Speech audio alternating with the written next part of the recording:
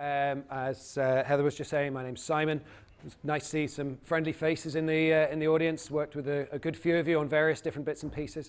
I'm just going to introduce in a second Lucas, who has come to work with us over the last few months and has brought a really brilliant new kind of dynamic to our organization. So we're going to be talking today about compromising AWS for fun and profit. We're going to be doing a little bit of a live demo about privilege escalation in the AWS infrastructure. And we are hoping that the demo gods are still in a good mood after the last couple of live demos that have taken place in here. They all worked. So we're just kind of hoping that those will also be very useful. Lucas was not a fan of me putting in these animations here, as I was just talking to Dougie about there. But yes, so we both work for Vertical Structure. I have been involved with Vertical Structure since me and my friend Mark started it in about 2007, 2008, something like that. We are a security and penetration testing company. We have a few different areas in which we work, and we call it Prepare, Protect, Persist. Prepare, we do training. So I've done training for some people in this room, sometimes around cybersecurity training for developers about how to break their own stuff, sometimes about threat modeling and joining those things together, sometimes about non-technical security. So we work with administration and finance people to help them to understand how kind of vulnerable they are, especially when they're the people with the keys to the castle and all the money and everything. From the protect side of things, that's where we do our security and penetration testing. That's when we break stuff. So we're given access to your applications, your systems, your networks, and we try and tear them apart as best as we can. It's a really interesting part of our job. Some of it is really cool, and some of it you're sitting behind a screen with black terminal running with green text, and you feel as cool as get out. And the next part of your job is making an image align correctly in Word to make sure that the report looks really nice when it goes out to the client. So partly really good fun, and partly it is it's a lot of manual administration. We also do Persist, which is around our certification type of thing. So helping people from the certification side, looking at things like ISO 27001 or Cyber Essentials or those sort of bits and pieces. We do some of the Cloud Security Alliance stuff as well, which can be really interesting. I have created a bit of a BS bingo card, so if you'd like to follow along, you can see if we can hit all of these ones along the way. One of the ones that I actually did forget to do, to add to this, which Lucas reminded me about just now, is military grade encryption. I should have included that term as well, because it's a fantastic one that we see quite a lot. Just to give you an idea about why we talk about this sort of bits and pieces, we're one of the newer AWS Select Consulting partners. We are coming at this from the security side of things, but also, we all have great experience of working with AWS and building AWS infrastructure. It's one of the reasons why we're so good at breaking it, I think, is because we understand it quite well. I'm a solutions architect. I've got the security specialist. Lucas is a solutions architect also. And as I say, from a consulting partner point of view, it means we can provide some guidance, which we think is very useful. So what are we going to talk about now? Well, those of you who use AWS will, I'm sure, be aware of the shared responsibility model. This talks about the security of the cloud and the security in the cloud. Okay, so AWS have a responsibility for making sure that their data centers look like random factories in the middle of nowhere that surrounded by armed guards and tripwires and landmines and that sort of thing. And they make sure that everything in the underlying layer is secure. Your responsibility is in the cloud. So if you ask your AWS infrastructure to do something, then it will almost certainly do it if you can authenticate yourself in the right way. And this shared responsibility is something that's really important to get right. AWS is a fantastic tool, allows you to cross the world, multiple regions, lots of different instances in lots of different places. We frequently see that people are making mistakes in this shared responsibility. They find that they think that because it's in this magical cloud, that it is therefore secure, and that is not the case. If you have played around with this in any way, shape, or form, you will be more than aware of this. So from a shared responsibility model, we are responsible for customer data, platforms, applications, identity and access management, keeping your keys nice and safe and secure, and that's what we're going to have a look at today. You're responsible for operating system updates and things like that, network and firewall configuration. If you open a port up to the world or a system up to the world, that is to the actual world. It's not like it used to be when we all had servers in data centers. And what do attackers want? Well, cash, that's what they all are after. Sometimes notoriety, but mostly cash. We're starting to see that there are hijacked Amazon cloud accounts used for nefarious purposes. We're starting to see that people are bringing up GPU-enabled instances to start mining for coins for fun and profit, as it were. And those are the issues that our people are starting to see. So that's what we're going to kind of demonstrate today. Just want to talk briefly about the timeline of an AWS compromise as well. So up here is a story that came from Technodrone. Fantastic wee blog post, technodrone.blogspot.com. Take a look at it. You'll see at the end, by the way, I've put a link to my noticed page, and on there you can find all the resources I've referred to in here, as well as a full copy of the slides. So please feel free to take a look through that. You'll see it at the end. The timeline that we have here is that on March the 4th at 10:31:04, there were some keys committed to an incorrect place. They went to a public Git repository. Yes, we all know it's bad. Yes, we know we shouldn't do it, but it happened. And in this case, within, I think they say 55 seconds, they had received an email from Amazon because it went to one of their pieces of infrastructure. That's great response from Amazon. Really, really good. 55 seconds, the keys were cancelled, and nothing bad could have happened. But that's because it went into the AWS's own infrastructure. If it had gone out to Pastebin or other places, it probably wouldn't have been picked up. Just over 1 minute later, T plus 2 minutes and 2 seconds, a malicious attempt was made to use those keys. So 2 minutes after they were committed to a public repository, there was an attempt made to do something nefarious with those keys. That's the speed with which we're working at here.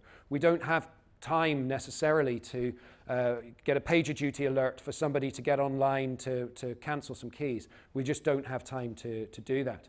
And there are tools, as we'll see later on, machine learning tools like, an AI for things like guard duty and config and things like that, AWS tools. But they will maybe not respond fast enough as well. So the problem that we're seeing is that IAM is confusing. Okay, so IAM is a very confusing setup. There are roles, privileges, lots and lots of different areas for making mistakes, and it's an area in which we have been doing a lot of work over the last while to try to understand and help people to not make any mistakes. We use scanning tools to help people to understand, and the mistakes that we see are the same in every organization. We see basic stuff. We see things like root accounts frequently used, no multi-factor authentication, users who have had the same password for 3 years with a password policy of 1 character. Things like that. And these are all things that we've seen in our testing over the last, I would say, 3 or 4 weeks. We've encountered at least one of those in each of our those instances. So it's confusing. People aren't doing it right. Let's try and find a way in which we can demonstrate this. So we're going to have a play here with a tool called CloudGoat. If you haven't come across CloudGoat, then take a wee look. It's brilliant. It helps you create a vulnerable AWS environment. Be very, very careful where you launch this. We launch this in a spare account that we have, or a separate account that we have, and I'll show you afterwards how we clean it up when we're done. We do this as part of a training course that we're running, and show people how to do this in some depth. Okay, so let's have a play. There's a link to CloudGoat in the noticed resources as well, so you can take a look, and have a play around. So first thing we're going to do is we're going to do some EC2 escalation. Okay, so we're going to escalate ourselves from basic user with practically no access all the way up to a decent level, and then we can start to do some interesting things. So this user Bob has a policy, which is an EC2 policy, and the actions that they have are IAM list, IAM get, and EC2 read and write, but with no terminate permissions. Okay, fairly standard, fairly basic set of permissions, and the resource that they have access to is any. Okay, so when you go into an organization, when we go to get keys from people sometimes, they give us more access than they probably should, and that's one of the things that we tend to report back on. So what are we going to do? Well, we're going to have a play with those user roles, the EC2 roles, and the user data to try to understand how we can improve this. So we're going to, firstly, we're going to find the user data. If you're not aware of what user data is, it's essentially a script that is started on boot of an instance. Okay, so what we're going to do is we're going to get that, we're going to modify it, and then we're going to give ourselves some interesting permissions. We're going to use that to create a backdoor. We're also going to use that to use the attached EC2 role to create a new policy, and that create a new role, and that new role is admin. Okay, so with those basic set of permissions, we're going to escalate our policies. So I'm going to hand over now to Lucas here. I have to pass the mic over so that we can keep it recording. So I may jump in every now and again, but I'll let Lucas chat for a wee minute here. Yep, so hi, thank you all for coming. As Simon said, CloudGo is a nice wee tool that we use to show off how it's on purpose vulnerable, and Bob's permissions are that of a somewhat standard user. I'm going to be doing some quality copy-paste here, so please bear with me. So before we came here, we set up the environment, and as you can see, these are the instances that are, the permissions that Bob has. So for example, you can stop, start, modify, and reboot the instance. Once again, fairly standard. Could you make that bigger? I can try. I can do that if it helps at all. No idea, yeah. Here, you might be able to, over here, hold on. That'll just do Sublime, but you're going to have to bear with me for iTerm, I'm afraid. Well, we can see it on one side and then have it on the other.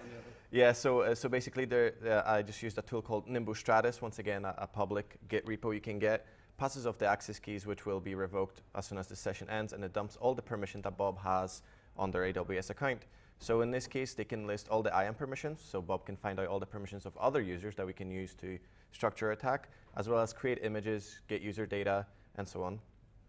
So with this here, which is an AWS CLI command, we can actually describe the instances that are currently running on their infrastructure.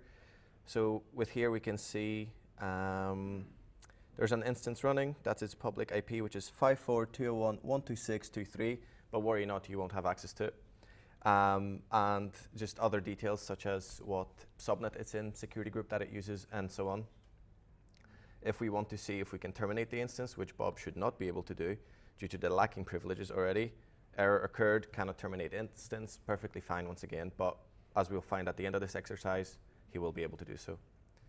So the user data, as Simon mentioned, it's basically a bash script that originally... I'm just going to try making this bigger as well.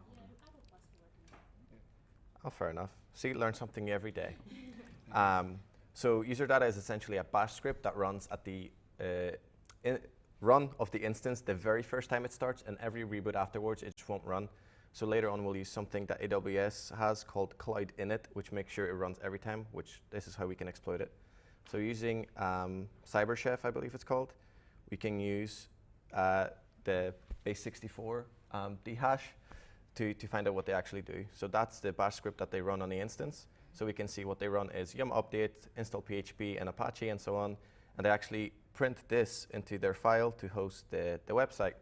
And you can also use this to find out more details of the instance, but in this particular case, we won't use it. So you can already tell, kind of dirty secrets they do. And sometimes people pass through credentials using user data, which we think is secure, but you can just fetch it back just as easy as this. So based on this, we're going to need to get the security groups that Bob can actually see to make sure we have access to the instance. So default VPC security group has access to everything from everything, but we shouldn't use that because default security groups are discouraged by AWS, so we don't want to use them and flag anything. What we're actually interested in is the debug for EC2 instances, which all of us have, and that is once again from RIP access to everything that we can do. So we want to modify the instance attribute and make sure we can attach that security group, the debug one, which I grabbed there, and now we can stop the instance to modify the user data because you cannot modify it on a running instance. Oh, I just switched. There we go. So now this is what I was talking about with the cloud init. This makes sure that the instance will actually run the user data script every time it reboots. So all this rubbish is not necessary. What we're actually interested in is this bash script we modified.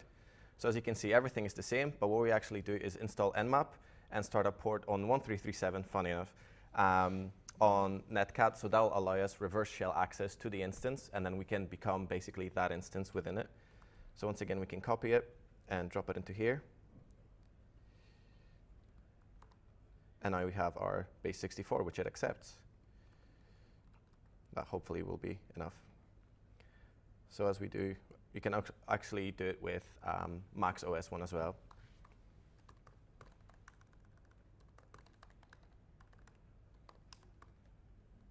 So fingers crossed that works. Because if you have one character off, it won't let you do it. CG, was there any CG at the end? Nope, hopefully we'll be okay. And now we can upload that file and actually modify the instance on the fly. That's it, started back up, and fingers crossed for the demo gods.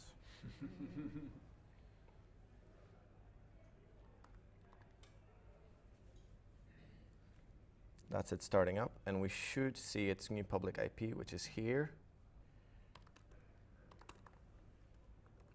And once again, I hope this script has ran.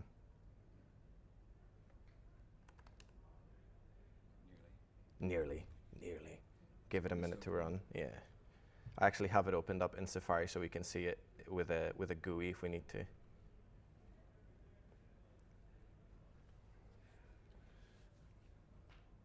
So what you can see there is that through very simple changes and very basic parameters, we've been able to get access to this box. Oh, come on. And just seeing an issue with that now, but demo gods are not in our favor at the moment. I'll get it going, don't worry. What we can see in here is that the user has the user data has been modified. Oh yes, sorry. Oh, sorry, forgot. The user data has been modified. The script should have run, and the script should have picked up the idea that should be running a reverse shell on that box, and then we've got access into the machine. From there, we can start to do useful curl commands like getting access to the other information on that box, and then go from the security groups. No, it's grand.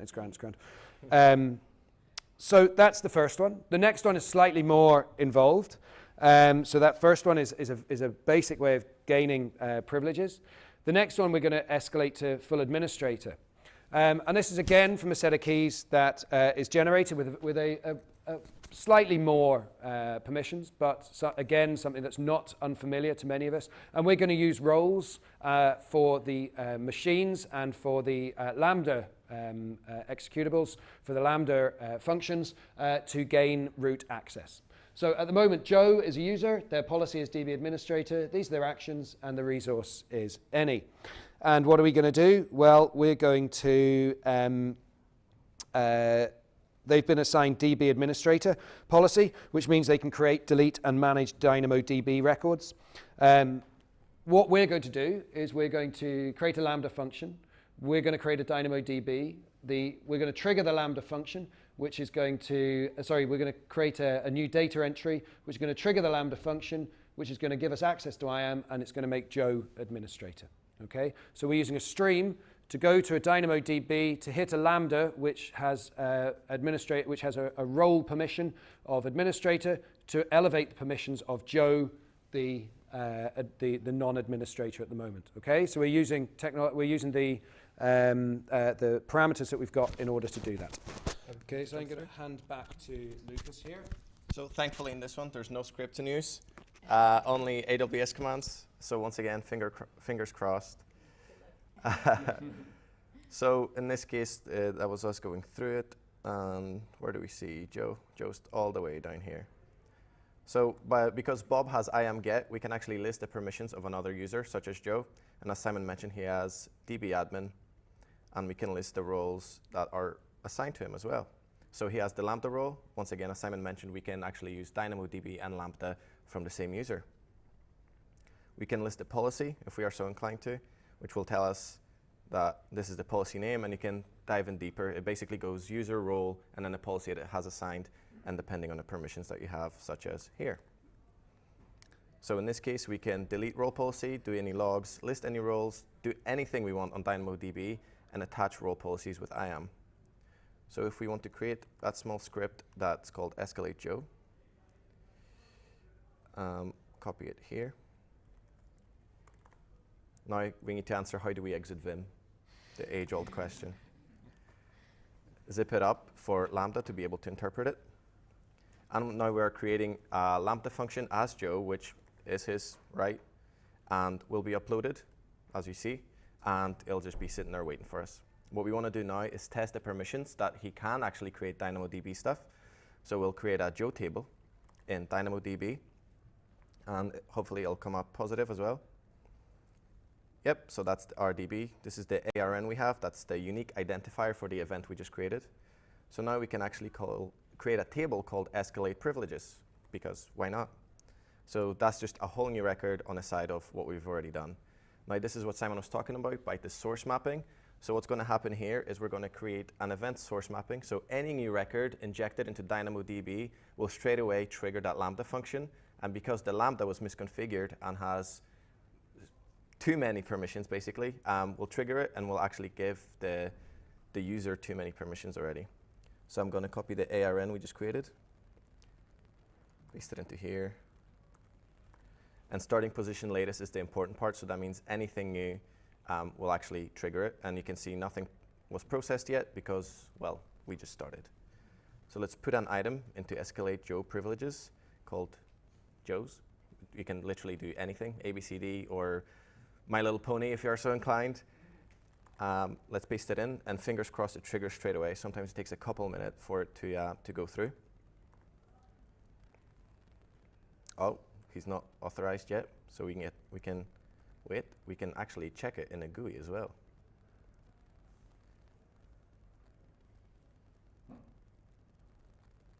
Database administrator for now.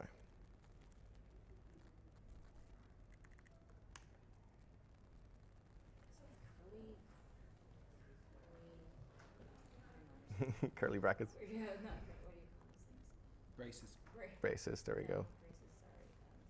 Not gone through yet? Oh, come on. Demo gods, not today. We'll give it a wee second there, but that process that we saw. Quotes. Straight quotes. I was like, what are those things?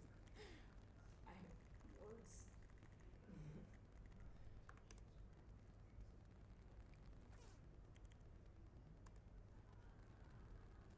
Aw, that's too bad. Well, we'll leave you to keep looking at that, and I'll just keep going through. But the outcome of this is that Joe, the user, in about 2 minutes' time, when that stream is when that event has been fired, will be an administrator on the IAM account with permission to do for resources for absolutely all of it. It'll be a star.star permission, okay? So they will have permissions to do absolutely everything. And so that's quite a complex kind of chain of events, so that you put an event, receive an event in the Kinesis, in a stream into DynamoDB, fires a Lambda. The Lambda is the only one with the true permissions to be able to assign those, and therefore they have they therefore then have the access. So if I could ask you, is it done it? One more try. Here we go. Everyone who's done a live demo. No. Never mind. So what are the consequences of this? Well, AWS accounts will be taken over, are being taken over. This is a tool we actually use after we've run this as part of our course. It's called AWS Nuke. It does precisely what it says on the tin. It destroys absolutely every resource within your AWS infrastructure. We use this to destroy all of the bits and pieces that sometimes our delegates and students who are coming along like to create. So we have to kill them every night.